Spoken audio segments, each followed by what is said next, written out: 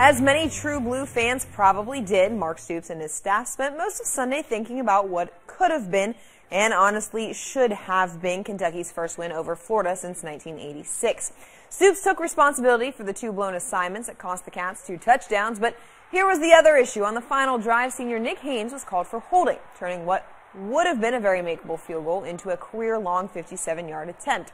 It's been said that the refs could call holding on almost every play, but a late flag late in the game, it's rarely called. So what did Stoops say after looking at the tape? You know, I really can't comment on that because I'm in a no-win situation there.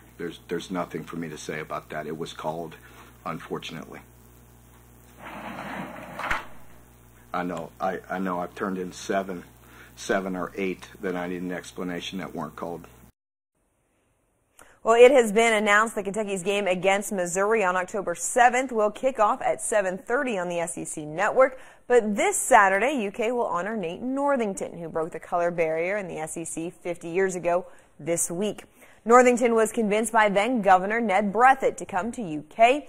Northington played a historic 3 minutes and 17 seconds in a loss to Mississippi.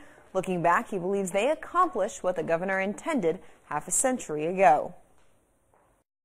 Oh, I think we made tremendous progress, in the country. The thing that really showed me some of the progress, and not the only thing, but the University of Mississippi invited me down a few years ago, and they named an award in my name. And I'm thinking, Mississippi.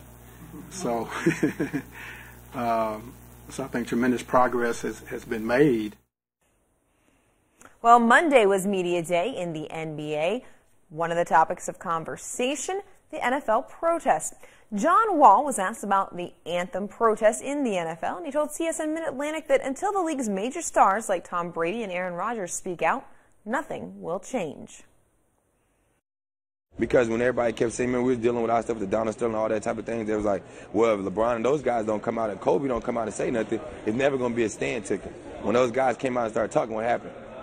He's fired. His stand stood. Until those guys in the NFL come up and stand up for Kaepernick and stand for those guys, like you can say those little things like, oh yeah, he should be in the NFL, he's a great player, he beat us in his hometown. You have to go out there and express your feeling. And until they do that, I don't think anything's going to change. Well, DeMarcus Cousins donated over $250,000 to refurbish a basketball court in his hometown in Alabama over the weekend. The court at Figures Park is where Boogie grew up playing.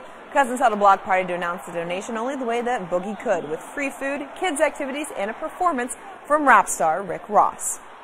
Well, 24/7 Sports is reporting that Vernon Carey has received a scholarship offer from Kentucky.